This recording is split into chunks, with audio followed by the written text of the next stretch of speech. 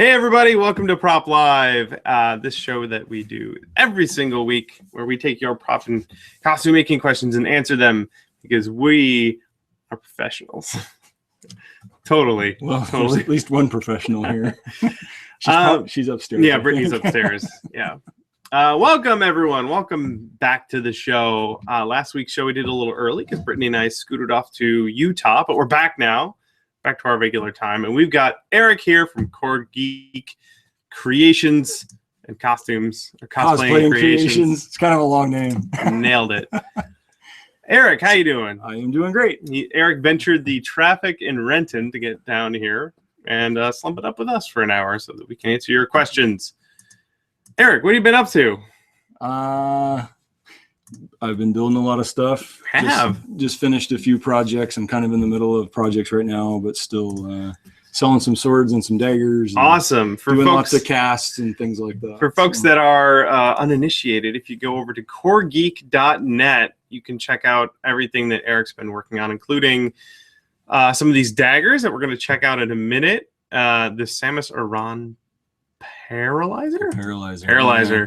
And that one you did all out of foam, right? Yeah, that's all out of foam. Oh, yes. So Eric is in the cult of foam with the rest of us. Yeah. If you remember last time I was here, I hadn't done anything out of foam. Yeah. Everything I've done since then has been out of foam. Now your life has changed. Here, let's take some more. Okay, not everything, but a lot of things. Yeah. So. But that's pretty dope. You more than most people, I would say, do a really great job of transforming EVA foam into something more. Well, thank you. I appreciate that. The sort of thing where if you showed someone before they grabbed it, they wouldn't even know. Yeah, yeah. It's always fun. Like I would do that with one of my Destiny hand cannons, like toss it to someone, and they fumble it because they freak out. Yeah, if you go to the Calhoun rifle that's on there, if you just scroll to the bottom of the page, people can see it. That one there, because that's a big oversized rifle. It's like 48 inches long or something. Oh yeah, right? It weighs like 2 pounds. Yeah, because it's all foam, and it's really fun at the cons, and people are like, "Oh, I love your gun." I'm like, "Here, hold it," and they grab it, and they're like expecting it to like drop in their hand. They're like, "Whoa, it's so light!" So yes. So yeah, it's fun to fake people out with foam. That is cool. Before we keep rolling here, I just want to let everyone watching live know that you can join our chat at punishprops.com/live. We have an IRC chat there. You want to join in? We're going to do a little bit of a giveaway in a few minutes here, and you've got to be in the chat to join that. So hop on over there. We'll do that in about 5 minutes. Something else you've got on your page there, you've got, let's see here. Let's go back to the thing. These Toriel daggers from, there it goes, from The Hobbit. Yeah, that's the last prop I just finished up. So. Yeah, and those are not foam. Those are cast. No, those were built out of MDF and epoxy. All the embellishment pieces on them are just epoxy sculpt. So it's MDF and epoxy sculpt. That's pretty much it. And a lot of paint. That sounds like my style right there. And you've got them right here, and I even have a camera. Well, I have the master here. Yes. So these daggers here are the Weta ones. These are the ones that Weta made that Brittany bought because they are really cool. Yeah. So we were just having kind of fun comparing my my master. So this is the master before it was. Yeah. molded. You want to scoot those both close to the camera? Oh yeah. Where's that camera? Right there. Oh, right there. Yeah. So here's a little bit of a not bad. Example. Pretty close. My work compared to something. These were poured off the. I think those came off of the movie cast. Yeah, I think so. Yeah, I'm pretty happy with how that turned out. I would be too. Pretty happy. Cool. And then you've got another thing there, something I helped you out with a little bit. This was the happens to be same world. This is the Thranduil sword that I built at the beginning of the year for my daughter. She does the Thranduil cosplay, and Bill did all the laser cut pieces here. Yeah, so the laser is mighty handy. Those are in 3 separate pieces because the acrylic was only so wide, so we had to lay those in. Yeah, we cut it a couple pieces, but here's the final costume. And the handle is all the laser cut on acrylic. So. And your daughter is not elf size, so it's a little smaller. Yeah, it's a little shorter. It's like 2 inches shorter than the actual prop. Yeah, but it is scaled appropriately. Because if you remember, I came down here and you're like, "Well, what size do you want these?" And I'm like, "Let's try this." Yeah. We were able to figure it out. Hadn't really had that one planned out yet, so that was pretty funny. And you mentioned too, and I'm going through everything over here in Coregeek. You've got Coregeek.net. You got a shop over there. You got some stuff couple things for sale over there. Yeah. So the lady, they're just the resin kits though. Yep, So those are the finished versions. But so Lady Sif Sword, sell those as a resin kit, and then I'm just started selling the Tariel daggers a couple weeks ago as resin kits. So. Yeah. So folks interested in buying up one of those and painting it themselves should definitely go over to coregeek.net, check those out, buy one for yourself, and paint it up, because they are. I can personally attest they are really, really nice. Hey, it's got Punish Props approval. That's right. I should stamp on that. Cool. Let's see. What else do we have here? Oh, you started doing some videos. You got some videos up on the old YouTube channel. You've been doing more lately. Yeah, I haven't done. It's like every time I want to do a video, I have 100 other things to do first. So yeah, welcome to my life. So yeah, just trying to contribute to the community, give back a little bit, and totally share with what I've been learning myself and learning from you and other techniques and things like that. So for sure, people should definitely go subscribe and check out the videos. Like this one is all about the lighting on your Calhoun gun. Yeah, that's not really a how-to. It's just kind of showing off what I put in there. So that's great. I know a lot of people when it comes. Brittany was actually we were talking about how she's going to do the lighting on her Vex costume. Oh yeah. So I know that's a topic where people like to see a lot of different options that they can try. Yeah, and lighting is still something that I'm very, very, very new to. So that one was pretty easy because they're 12-volt lights, and you buy a 12-volt battery source, and you wire it up and plug it in, and that's pretty much there. You go. That's the kind of math that I like to do.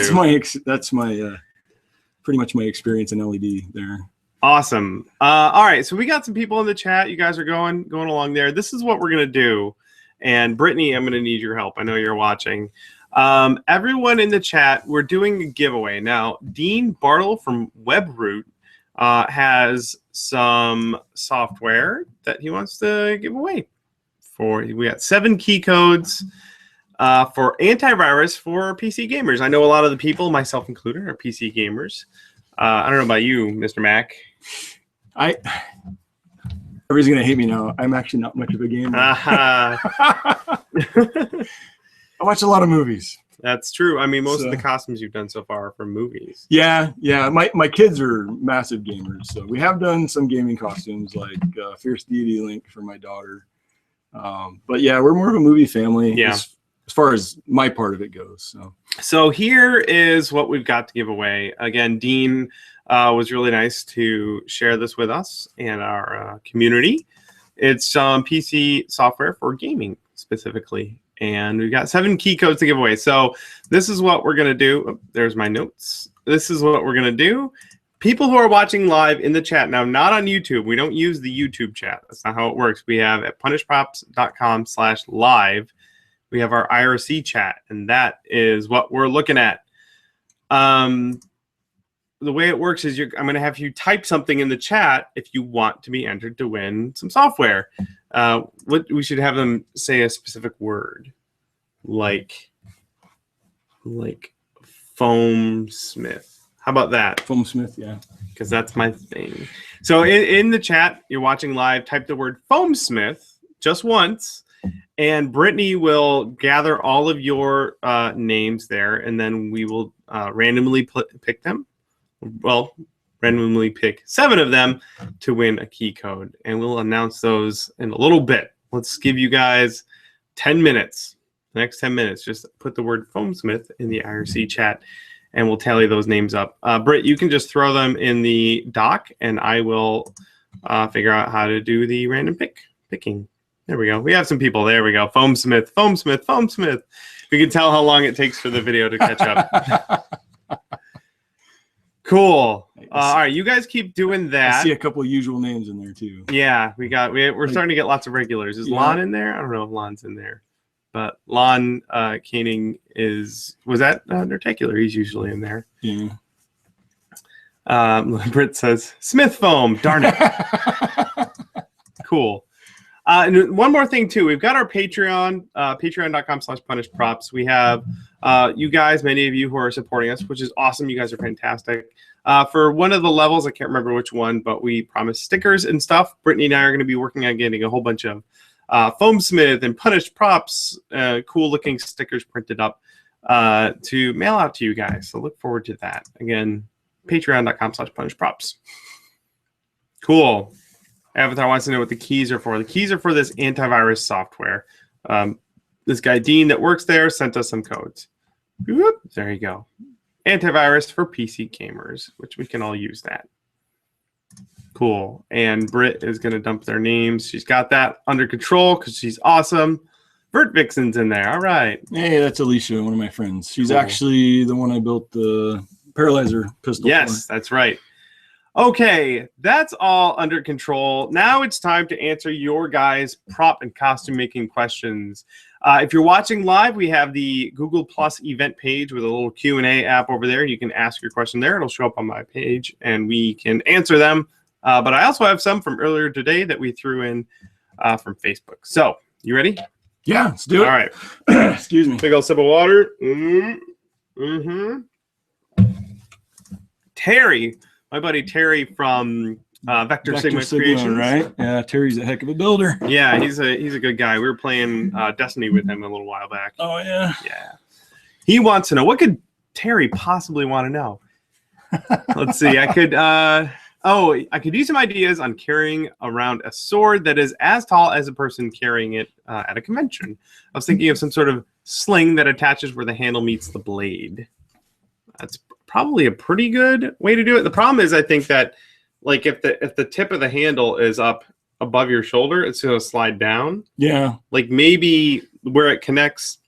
Actually, I have an idea. Guitar straps. Ooh. Yeah, you can get. You could tab on and off, basically. Yeah, you can get those little pegs that go on guitar straps. Yeah. And then you can get removable guitar straps. Yeah, one of my other suggestions that I tell people a lot is, with really big props and you're taking them to conventions, sometimes just make the prop like 20% smaller. Yeah, you could scale it down just a tiny bit. I mean, I know people really like to have the big props and be impressive and stuff, but sometimes you can just a little bit and it makes a big difference. Yeah, that's for sure. My buddy, I saw it Nerdtacular, Andreas, he makes skateboards. He did the same thing. He put guitar pegs on for a guitar strap, so he could sling it on his skateboard. Oh, that's awesome. That's a good idea. Yes. There you go. Guitar pegs. Then he had to make a leather thing to go over the grip tape, though, because can you imagine? Oh just keeping like shredding his shirt, a board with sandpaper on the back of it. Yeah, and you don't ride shirtless. No, certainly not. Unless you just. I mean, I don't anyway. Yeah, well, you don't. No, so I've watched too many fail videos. Too many fail videos where some Yahoo rides downhill on a skateboard with no shirt and then just eats it and sandpapers his whole body. Yeah, good point. All right, there you go, Terry. There's a couple things for you to try out. But thank you for your question, and I'll see you in Destiny. This next one comes from Joe. He wants to know, what's the best way to get rid of the fuzziness on foam after heating and sanding it all the way to 320 grit? After painting, it's even more apparent. So there's a video that Evil Ted did. Yes. Which is pretty much the gospel of foam. Kind of is, yeah. Where he took it down to 320, I think even higher, and then he hits it with a blowtorch. Yes. Before he seals it. But you like to seal your foam a ton and sand it. You want to talk about that? Yeah, I use Epsilon a lot for props, like the paralyzer gun and most of the guns that are built out of foam. I've sealed with Epsilon like 2 or 3 coats. You do a lot of sanding, but it comes, really makes a nice hard shell. And it has to be something that isn't very flexible though, because if there is a bad side to Epsilon, is it does crack easily. And so it's not necessarily the best for like armor. Yeah. But if you're doing something that's like a stiff prop, Epsilon works great, mostly because I can work it like I do something made out of wood, or like if you're building on MDF, you can fill and prime and fill and prime and fill and prime, and you get a really nice clean finish. So, but it's a lot of work too. So, in fact, I think you and Evil Ted even called me a little crazy about that. how much filling and priming when you guys were talking about that. Yeah. So I prefer to just sand it down as much as I can with higher grits, do the blowtorch thing, and then for the next thing I'm working on, I'm going to be using latex over it, and that's rubber, and that'll get rid of, as long as you've sanded it down enough, that'll cover all the fuzziness. Yeah, the fuzziness is definitely something everybody deals with. The blowtorch does help a lot, especially on the edges. I use the blowtorch all the time on the edges. And the nice thing about that with edges is it almost kind of melts it a little bit. So you got to be really careful not to hit it too hard, too long. But you can also kind of sand that after you blowtorch it too. So you can hit it with the blowtorch, sand a little bit, hit it again, and it, at least for the edges. The surfaces, I don't know. It's kind of hard to get rid of it all. Yep, so, it sure is. I mean, you can heat seal it and it goes away mostly, but it pretty much comes down to putting something else on it to cover it up, whether it's latex or epoxy, or what's the stuff in the can? I'm forgetting it already. Plasti Dip. Plasti Dip. There we go. Everybody loves Plasti Dip. All right, we've got enough people in the giveaway ready to go here. I'm going to do some random name generating or number generating to pick our winners. And there are only 10 people in there, so most of you are going to get some free software. So let's see here, 1 through 10. The first one is 6, which is Bio Cosplay. You won some software. Hooray! Woohoo! Oops, I changed the color of something. Let's do that. All right, let's do that again. 3, which is Don't Try This at Home, another one of our regulars. You get some software. We'll contact you guys, or you can email us. That's how we'll do it. You can email us, punishedprops@gmail.com, with free software in the subject line, and we will send you the key. So Don't Try This at Home, Bio Cosplay. You guys all each won a thing. Next one is Developing Cosplay, another regular. A lot of these guys are regulars. Again, email us. We'll get you your software. Next one is Red Jack. Red Jack, you won some software. This is fun. Email us. We'll send you that link. Hooray.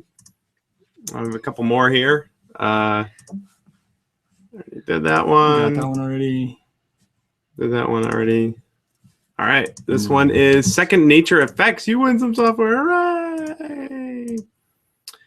Oh, by the way, yeah, email us. Brittany and I are going to do an all-day stream. We haven't really announced it yet, but that's going to happen on Monday for you guys who are regulars and you're watching. Look forward to that on Monday. We're going to do a live stream like this, but we're going to do it all day long with a bunch of giveaways and guests and everything. So look forward to that. Okay, we have a couple more of these things. Let's see. We have two more to give away. Doop. Next one is Kingfisher. You win. Email us. Remember, email punishedprops@gmail.com with free software in the subject line. We'll send you your stuff. And we got one more. 1, 2, 3, 4, 5, 6. Yep, one more. All right. Roll the dice. That number 6. Yep. And we did that. 7. Vert Vixen, hooray! Vert Vixen, email us. And there you go. Bert's got all the information in the chat. Perfect. Cool. Well, that was fun. Thank you guys for playing. Again, that's to get some of this antivirus software from Webroot. Thank you to Dean for sharing it with us. He seems like he's a pretty cool guy. All right, onward. Now it's time for more questions. We got them coming in through the Q&A app already. Cool. Let's grab this one from Tim. Tim says, so Bill, after your trip to California and the chance to work with Frank and others, what is the best thing you learned? I know you can't say what you were building. Ooh, that's a good question. Yeah. Have you ever had a chance to work in a group, like on costumes or props or anything? No, not really. Yeah, we don't really do that much either. Yeah. It's mostly just me and Britt. And we like it that way because I can count on her. Well, you work with your kids though. Yeah, they do a lot of sanding. Yeah, I'm not very good at teaching. I need to teach them more. They want to learn more, but usually it's like crunch time, and it's like it takes 3 times as long to teach somebody as it does to just do it. Just do it. But they do a lot of sanding. Yeah. So yeah. So I did get the chance to work in a group of people, and there's a lot of really great stuff, tools, tricks. Actually, I do have one thing that I definitely want to show you. It's right here. He's going to the treasure chest. Right. I bought this. I bought it from my phone while I was working. This is for masking. Yeah. So you do some fine masking with like really nice tape, and then this combines a roll of paper with a roll of tape like that to cover big areas. Yeah. With. I've actually used those for house painting, but I've never. And that's what they're for. I've never thought about using one for. But if you want to official. If you want to mask off a lot of an area, shoulder armor, you can cover it with that. So that's a lot of little tricks like that are the sort of things I learned while I was down there. Yeah, pretty much anything that makes things quicker, right? Yep, and that makes it really quick because then you don't need to like get like a bag or something and cover it and tape that down. This is just like. And who doesn't hate masking? Yep.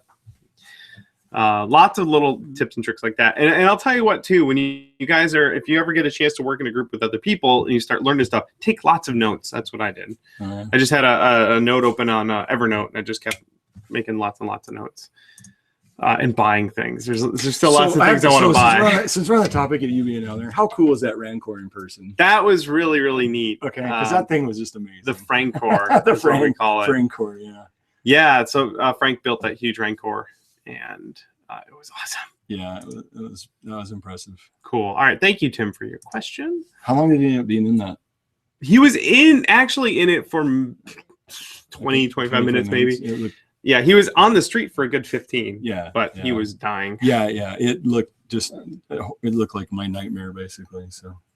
All right. Next one here. Another regular Fearless Facade wants to know, do you have any advice on successfully running a prop stand at a convention or a booth or something like that? He's going to have his own stall at EMCon next year here in the UK, and it's his first time and needs my pro tips.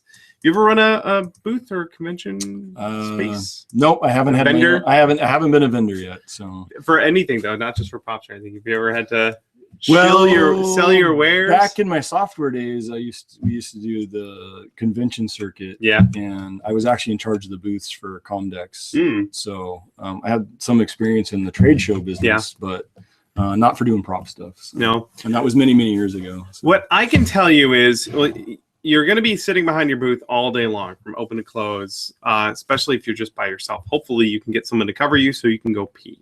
That's pretty important. Yeah. Being able to use the bathroom is definitely. Yeah. What I can say is you're working the entire time. And when you're standing behind your booth, you have to keep reminding yourself what your job is. Your job, like when I'm at a booth, my job is to sell my books. We have all our books there. Yeah. So I keep telling myself, all right, that's what I'm here for. I'm selling my books. I'm not just here to chat and make friends. I'm here to sell books. Yeah. So what I do is when I see people walking by, I make eye contact with everyone. I'll smile at them. I'll compliment them. Say, if you see a costume is a really easy opportunity. Someone walks by, whoa, that's a really cool costume. Obviously be genuine about it. Don't lie. But you want to be engaging. You want to pull people in. And when you compliment someone, they feel obligated to sort of reciprocate that and at least come over and talk to you about what you're doing on your booth. So that's what I would say. Be engaging. Compliment people. Yes. And then I don't know, what else? What are the goals? Set goals. How about have something there for people to look at? Yeah, having like display models is are really good. Actually, so I took note again. Last time I did a convention when I was in New York, I took a bunch of notes, some stuff I want to try. I want to have an iPad there with a bunch of my videos on it. Oh yeah, like running on a loop, so that people can see that facet of my business. Yeah. I want to have a demo piece, like a gun or something that I can weather and paint while I'm there. Oh, that's a good idea. Yeah, because when people like a live demo. Exactly. Yeah. Or just if I have a spare, you always have downtime. Yeah. At your booth. Yeah. So you're just working on work while. Then people see you painting a space gun. They're like, "Wow, what is that?" And they want to come check it out. Yeah, and then they get an idea of what you can do too. Exactly. So there's a couple things for you to try out. But being engaging with your potential customers has got to be the most important thing. Yeah, be nice. Be nice. Try not to swear at anyone. Yeah. Don't punch any children. All right, cool. This next question. Oh, that was from Fearless Facade. You're fearless. You should be fine. This next one comes from Sam. But it's a facade. So is he really fearless? This one's from Sam at Bio Cosplay. Do you ever use patterns or templates or blueprints made by someone else? for your commissions? Let me think. I did an anime dagger that Harrison Cricks had made. Yeah. And he wasn't making them anymore, so someone came to me to make it, and I just bought his template. And I asked him ahead of time, would it be cool if I bought your template and then made it and sold it? He was fine with it. Yeah, the only time I've used somebody else's was the Samus Paralyzer. I had like 2 weeks to build that, and it was just one of those things. It's like, okay, maybe I'll get lucky and somebody already has a blueprint for it. Yeah. And there was a guy on Etsy that had one. So perfect. His name escapes me right now, though. Yeah, people ask me that too, because I sell a lot of blueprints on my website. Yeah. And they say, is it cool if I use it to build a thing to sell? Yeah. Like, sure, totally. Yeah. If you're going to put all the work in, go for it. Exactly. I don't mind if you give me a little credit. That's okay. But if they buy the blueprint from me, go nuts. For me too, though, I don't always use the blueprint. So yeah, you just sort of wing it. Yeah, kind of. I usually try to find a really good profile picture and then blow that up and cut it out, and that's my blueprint. So, yeah, I hate drawing stuff. I like drawing. But you have a background in drawing. So. I do. I love drawing blueprints. I just want to build stuff. It's like I can't spend all that skip time. That stage. I generally don't plan things that well. I'll have to show you what I've been doing in SketchUp recently. Oh yeah, I would like to see that. Everything I make now gets. I made a shipping box for the District 9 rifle. I designed the whole box. I watched the opening of that. That box was, I was like, wow, he put a lot of time just in that box. I designed I spent like an hour drawing it in SketchUp. So how long did it take you to draw the rifle itself in SketchUp? About a day and a half. Yeah. That would take me like a week. Yeah. So that's why I don't do that. Alrighty, thank you, Sam. Let's see here, another one. This one's from Sanit, way down in New Zealand. He was coming up here for PAX. Oh, I was just talking to him on Facebook today. Yeah. So he's a first-time PAX goer. Spicy Thai. Yeah, Spicy Thai. Yep, SpicyThaiDesign. Spicy Thai. What should I be aware of, and what will you guys be wearing? I'm bringing my Erebor Dwarf and Destiny Warlock. So that'll be cool. So his Erebor Dwarf is, of course, amazing because he works at Weta, because he's an awesome guy. Yeah, I know. I'm going to have a Destiny costume on. I'm going to be working on that starting on Monday. And Brittany will have her Vex, so we'll have to get together for some Destiny photos. What are you going to be at PAX? I am probably only going to be there on Friday. Okay. We have a former family get-together that's happening that weekend. That's kind of a surprise. Yeah. And that just happened to get planned the same weekend. So I'm supposed to be on a panel on Friday for advanced costume making.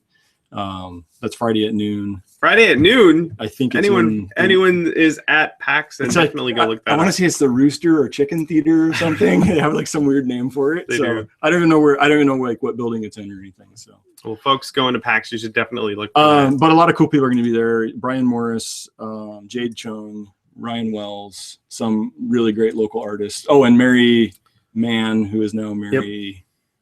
She just got married, so Mary got married. I don't remember her new last name.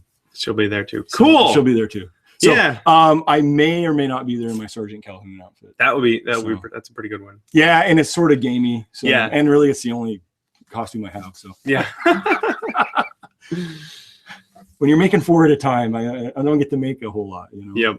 Cool. So, well, I'm looking forward to meeting Santa there. I haven't met him yet. I haven't either. I'm looking forward to meeting him and hanging out with him. Seems like a really great guy. Super great artist. Have you seen some of his artwork? Oh yeah, yeah. That is incredible. Yeah. Absolutely incredible. Cool. All right. This next one, thank you, Santa. This next one comes from Old Gamers Rule, another one of our regulars. Let's see here. Had a great Comic-Con last weekend here in Torquay, UK. Spoke to the organizers about you coming across next year, and we are going for it. We're waiting for the dates next year, so keep me informed. Awesome. People ask me a lot. Dang, that's awesome.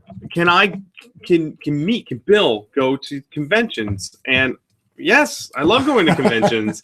If you go, when somebody else is paying for you to go. That's the only way I can make it happen. There are so many to go to. If you go to punishprops.com and click on the convention appearances tab up here, you'll see the page with my upcoming guest appearances. The next one being Asia Pop Comic-Con in Manila, which is going to be crazy awesome. If you want me to go to your convention where you live, talk to the people who organize the convention, tell them how cool I am, like hype me up real good, Yeah. and then send them here, and they can fill out this form to contact me about having me as a guest. Yay! I'm not opposed to being a guest either. Yeah. Just putting that out. Do you have there. a convention appearances tab on your website? It's actually under my bio. I actually will be a guest at Jet City Comic Show in October. Cool. I'm going to be a judge at the cosplay contest. So that's right. So yeah, I'm getting into that a little bit. But that's good. That's really good. Not nearly well as known as you. Cool. Are, so. Well, thank you, Old Gamers Rule, for shouting me out. I would love to come visit your country again. Yeah, that'd be cool to head to UK. All right, this next question comes from Lee. Lots of regulars this week. You guys are great. What would be a good way to paint something to look like wood? Hey, I know a guy who paints something to look like wood. Let's see here. It's painted a particular color, but now some of the paint is chipping off and exposing the wood underneath. I thought of painting the wood effect, then adding color, then carefully sanding back through.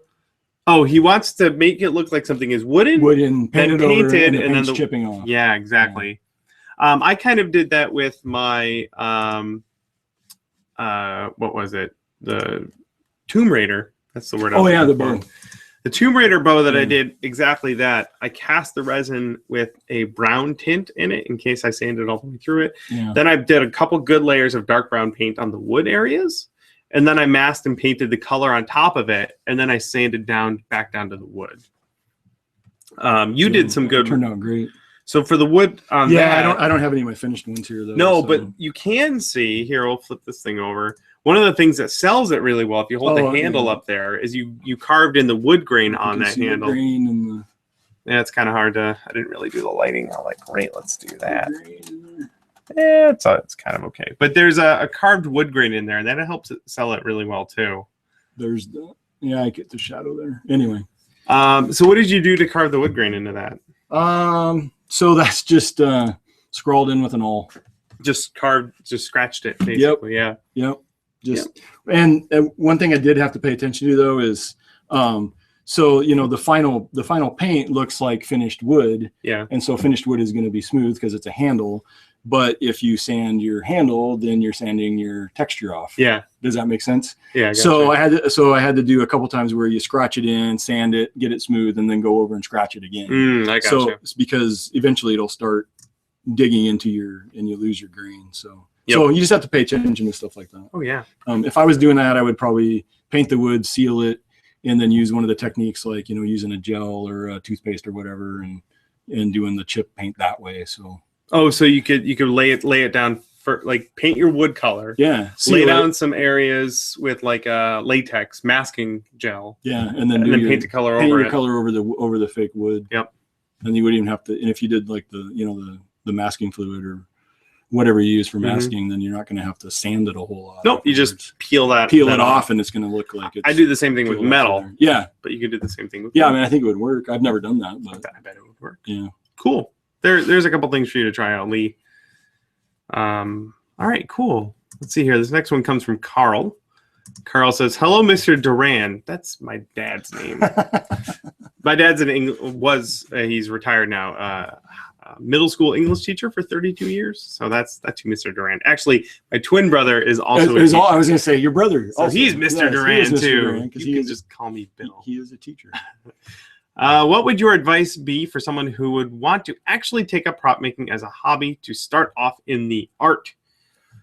How did you get started in it? What did you do? We started going to cons, and my kids were like, "Wow, all these costumes are great. We should make some." Yeah. And so the Loki costume was the first costume I ever did. I mean, like really, that wasn't just a little bit of stuff here and there. So like what I'd consider a full cosplay costume. So so basically just dove into it really. Yeah. And probably dove into it way deeper than I needed to. Yeah. For a first costume. That's exactly what I did. Especially for an armor costume, it's like, because that was like, it's Loki, so it has to be like super smooth and super shiny, which are like the two hardest things to do with armor, I think. So I just picked something. if you're starting out, I would suggest pick something small that's not going to cost you a ton of money. Yep, something like one of those daggers would be pretty good. Yeah, or if you can build it out of foam is a great way to start because foam's so cheap. Yep. I would pick something small from something you like a lot. Yeah. Because especially if you're diving into new techniques, you're going to get frustrated when things don't go as planned. And that obsession with whatever that thing is, the only thing that's going to drive you through to the end. Yeah, without a doubt. Let's see here. Second Nature Effects says there are embossing tools for scrapbooking that have small tips for making fake wood grain. I'm going to look that up real quick. Yeah, I think I've seen those. And I think there's also like wheeled ones too. They have and you can just like roll it and push it into it. Derwent embossing tools. But they have like stamp look at these. Too. Yeah. Look at these. These are embossing tools, two count. So these are pretty similar probably to that all. There we go. And they have just round tips on them in different sizes. Yeah, that's kind of like a burnisher. Yeah. And you can make dents without like cutting. Here's some more. This comes with a eraser shield, which I guess you could use as a template. Maybe? Sure. Yeah. And a French curve and another embossing tool. And then these look like, I don't know. Cool. Yeah, embossing tools for making wood grain. That's a pretty good tip from Second Nature Effects. All right, and Carl, thank you for your question. Good luck. Just dive in feet first. Yeah. Don't plan anything. Just dive in. Yeah, just go for it. Just don't draw blueprints. Don't draw blueprints. Just print out pictures, the size you want it to be. Yeah. Go from there. Okay, this next one comes from Mike.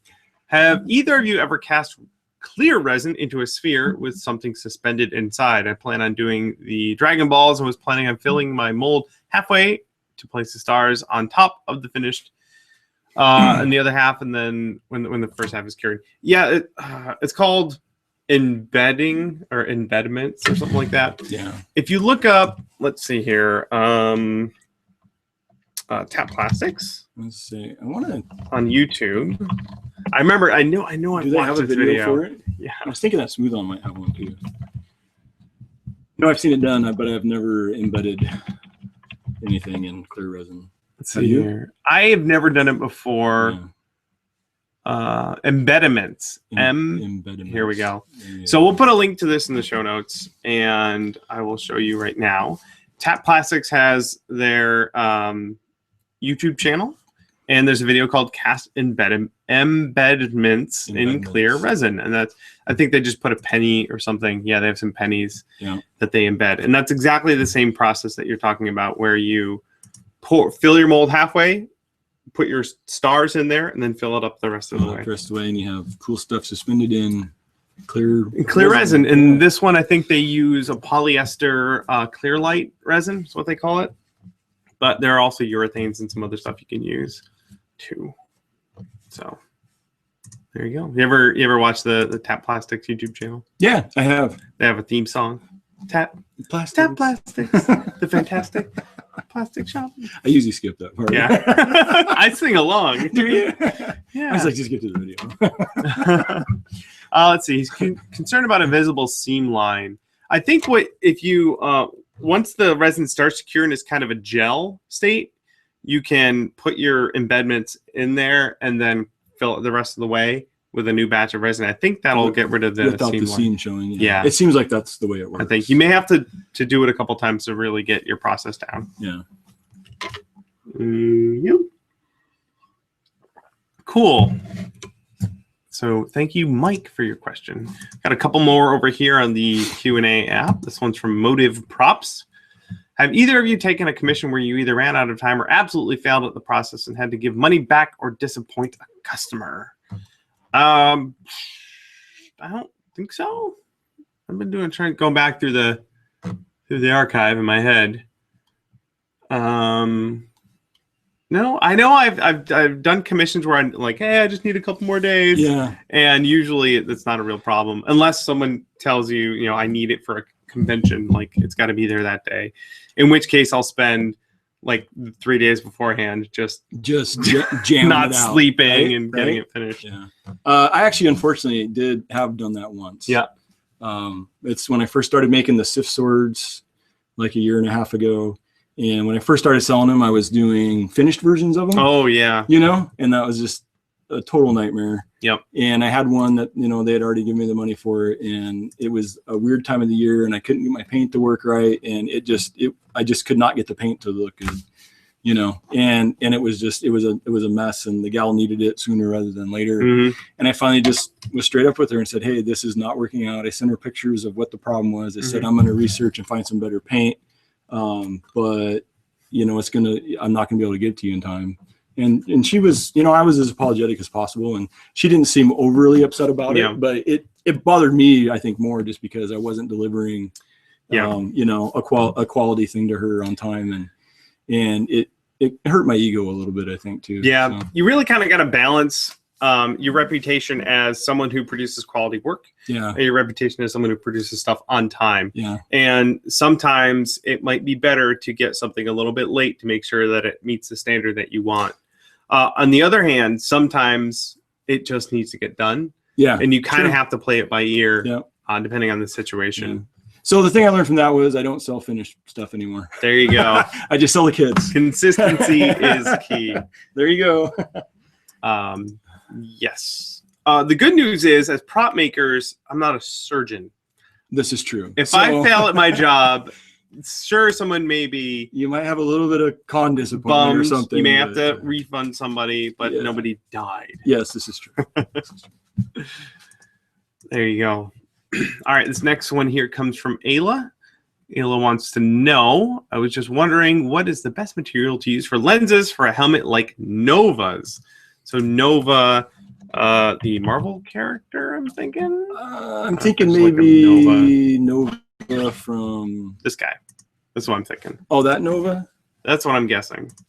I'm thinking it might be Nova from like Heroes of the Storm and stuff. Maybe. I don't. No, she doesn't have a helmet. So maybe it is not Nova. Yeah. She doesn't. Well, she's got goggles. Yeah. No. I was thinking there was a version that had a helmet, but I guess I'm wrong. Oh, there's a GIF. Recognize that gun. Yeah. Either way, if you can find, like, there are so many different sunglasses. Yes. Like, just look on eBay. Yeah, especially if you're just doing lenses. Sunglasses is where you can get them in so many different like rainbow tinted shininess, or like chrome shininess, or like these ones are white, but I bet if you put like a chrome one in there, it would look really good. Yeah, because it just reflects everything, without a doubt. And if you're looking for full face, you know, obviously motorcycle shields. Right. Yeah, those you can get pretty cheap as well. You can get like the flat shields, and they also sell like the older bubble style too, if you need something that has more of a curve to it. They sell those on Amazon. I've looked at those a few times for different projects. Yeah, so. Totally. If you're going to do the sunglasses, again, you can get them stupid cheap, and the lenses themselves are probably plastic that you can trim with with a Dremel to get them to roughly the right shape. And then for a helmet like this guy here, I would just hot glue them in the back of the helmet. Yeah. Call it good. So they're saying here maybe Warframe. Nova, I think Warframe. Is that Nova? And think I've never even heard of Warframe. I have no idea. So behind the times.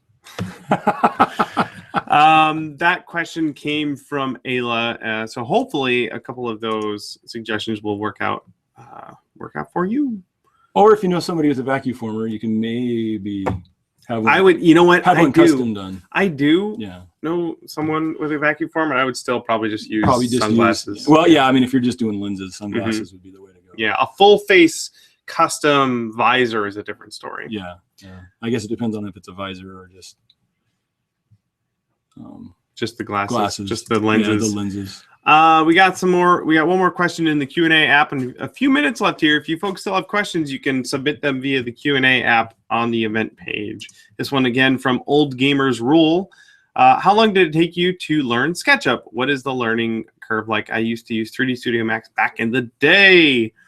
I will show you. I cheated a little bit because I didn't cheat. I have a background in 3D design. I know Maya really, really well. Yeah. SketchUp. Let's go to the SketchUp website. Here, we'll go on a journey together. look up SketchUp, sketchup.com. There's a download SketchUp option. Do that first. Then go to video tutorials. And this is all I did. There's just, I didn't even go through all of them. They've got a bunch of different ones getting started beyond SketchUp. I think I went through the first two. And that got me enough to get started using the software. And then just lots of practice. Does it, how does that translate from doing something like a full-blown Maya? So the great thing about SketchUp versus Maya, Maya is usually for animation. Yeah. And it's very organic. You're just sort of pushing vertices around, vertices, edges, and faces to make polygon models. With SketchUp, it's not as organic. A lot of the stuff you make looks a lot more mechanical. Yeah. You're not going to sculpt a head, like an organic looking head out of it. But everything is driven by your dimensions and building guidelines and referencing your lines to other lines. So if I'm going to make a keyboard like this right here, I would draw one key and then I would reference it to the rest of them. So I don't have to draw them all.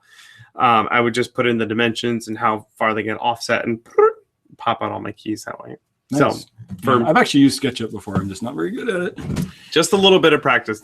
And it's, when I was learning Maya, I wish there were videos like this for Maya. Yeah. It's so good to just, they have a free version of their software and then all the videos you need to use it. Very little barrier. We definitely live in a good day and age for yes, figuring stuff out on your own. Brittany and I have some 3D stuff coming up. I'm gonna leave it at that, but we have some cool video projects coming up involving a 3D printer, perhaps, to help people lower that barrier to entry.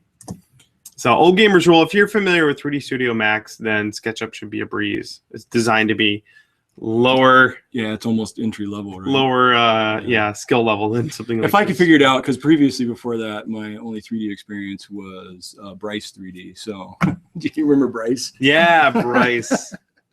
That's many years back. we used to make fun of Bryce.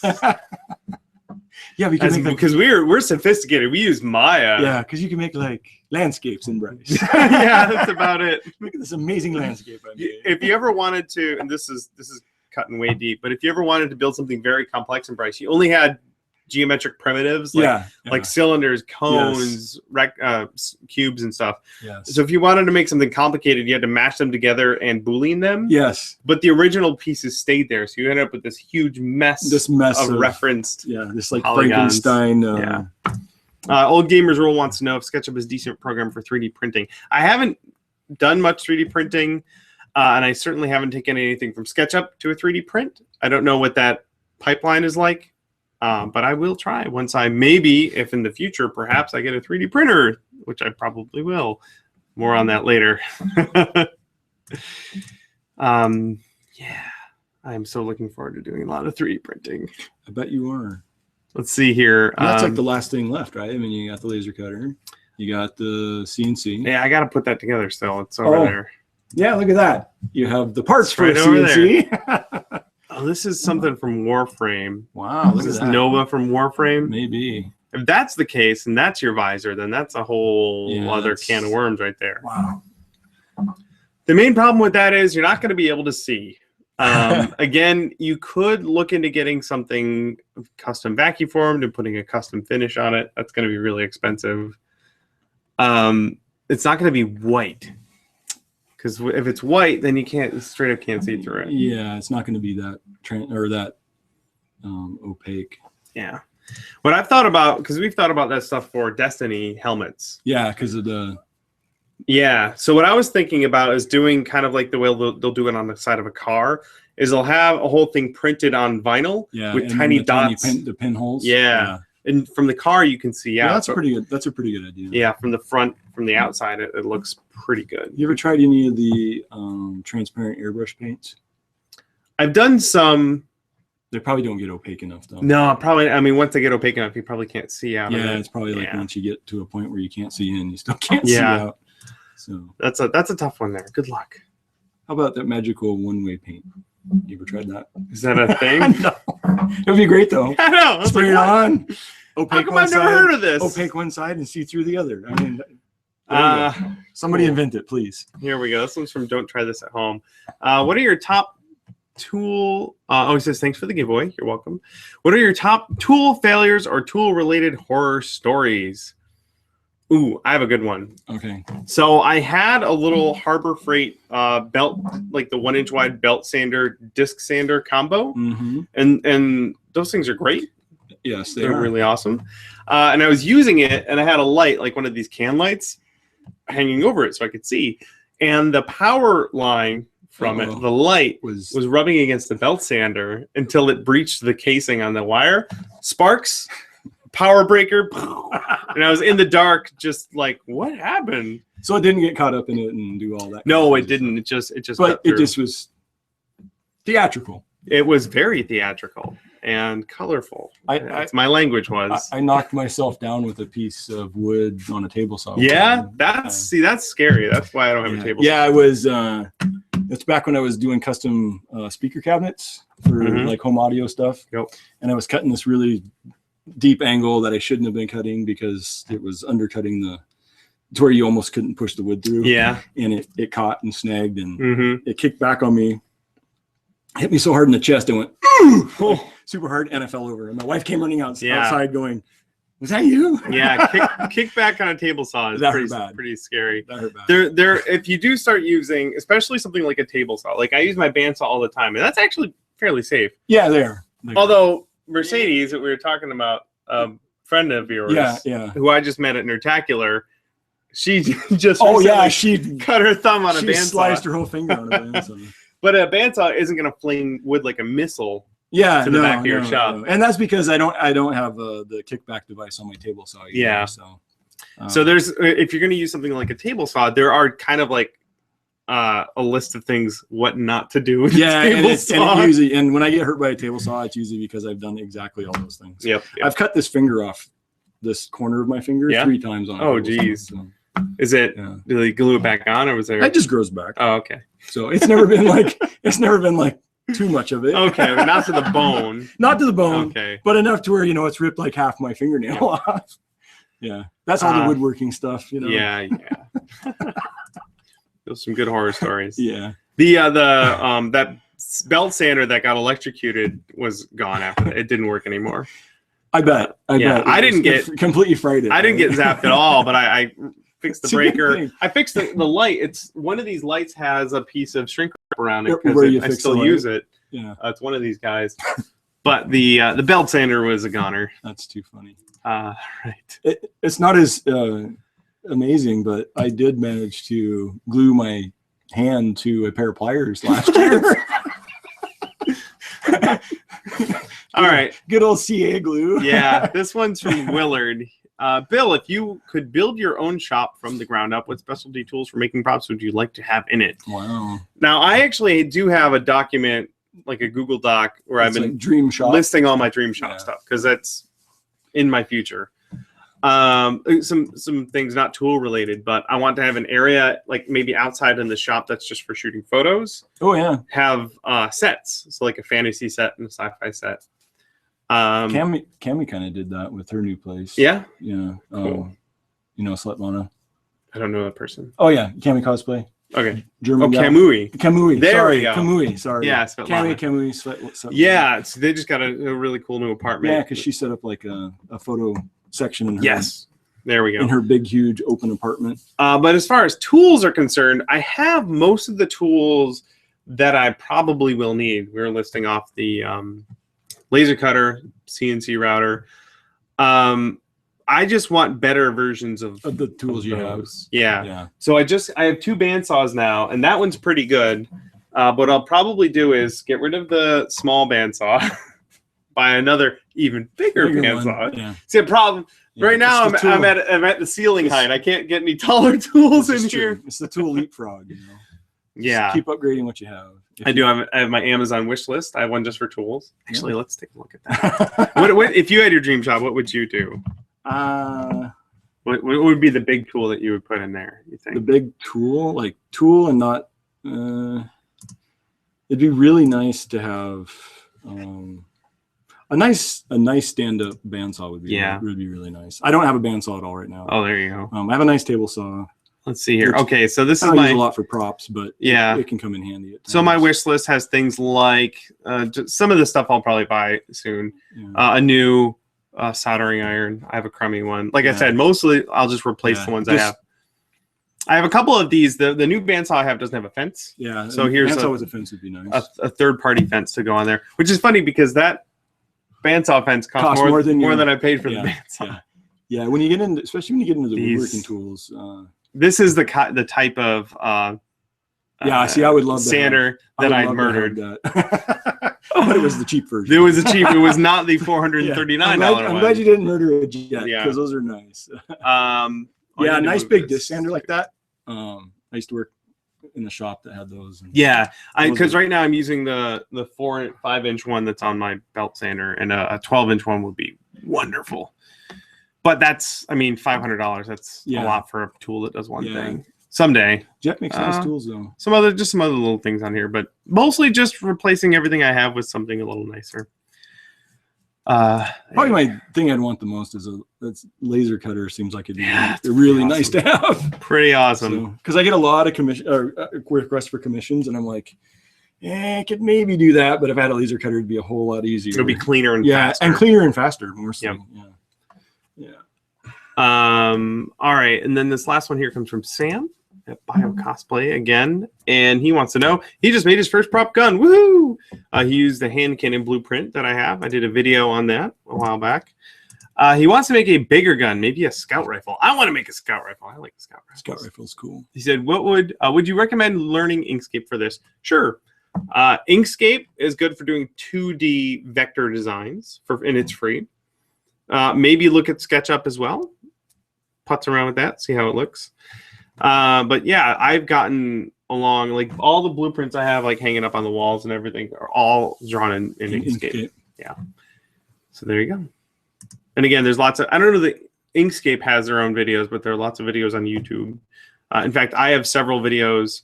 That hand cannon, actually, I drew that in like 3 hours. That's all in one video, a live video I did. I'm actually thinking of making one of those. The hand cannon? Yeah. Yeah, I should probably make another one for my Destiny. I kind of want to make one. I keep giving them away.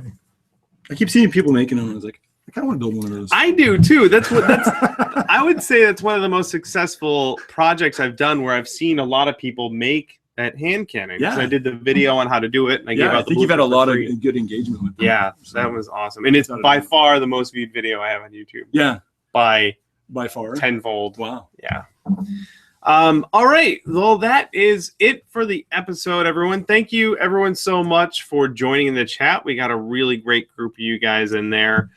Thank you again to Dean, I want to say. Yep, Dean over at Webroot for the giveaway that we did this week. We'll try and do some more giveaway type things like that in the future. And again, on Monday, that's 4 some odd days from now. Yes, it is. Brittany and I will be doing an all-day live stream. We'll post about that. We'll send out in our mailing list info on that so that you guys won't miss it. And we'll be literally live streaming all day, so it will be impossible for you to miss it while we work on our PAX and DragonCon costumes. Eric, thank you for showing up, man. Thanks for having me again. Always a pleasure. Again, folks, head on over to Coregeek Cosplay and Creations. Check out everything that Eric's got going on over there. And our next con as a family will be Rose City. Oh, cool. September. So that's only like a month away. Down in Portland. A month away or so. And again, if you want to pick up one of his kits, which I can personally attest, super duper fantastic, you should go grab one of those over at his shop. All right. Until next time, folks, get out there. Our new saying, the way we're going to end our videos, is, and Brittany came up with this. Go build something. Measure twice and try not to cut yourself. That's our new sign off. I think that's appropriate. It's pretty good. Yeah. All right, everyone. Measure twice, try not to cut yourself.